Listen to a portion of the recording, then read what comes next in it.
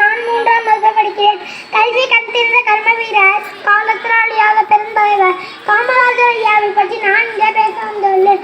1903ஆம் ஆண்டு ஜூலை மாதம் 15ஆம் தேதி குமாரசாமி ஐயாவுக்கும் சிவகாமி அம்மாவுக்கும் மகனாக பிறந்தவர் நமது காமராஜர். பல்லாயிரக்கணக்கான பள்ளிகளை திறந்தவர், மதிய உணவு திட்டத்தை கொண்டு வந்தவர், 2 பிரதமர்களை உருவாக்கிய கிங்மேக்கர், ஏழைகளின் மனதில் என்றும் நிலை திறப்பவர். அவர் தமிழ்நாட்டை ஆட்சி செய்த காலம்தான் இன்று வரை பொற்காலம். காந்தி என்னும் காவியத்தில் கவிதையான காமராஜர் காந்தி என்னும் ஜோதியில் இன்றும் ஜோதி ஆகினார். நேர்மையானவர், நிலைமையானவர். அவர் காமராஜர் இறந்தபோது அவருடன் இருந்தது 4 சட்டைகள், 2 வேஷ்டிகள், 2 ஜோடி செப்பல்கள் மற்றும் 133 ரூபாய் மட்டுமே. 133 ரூபாய் மட்டுமே.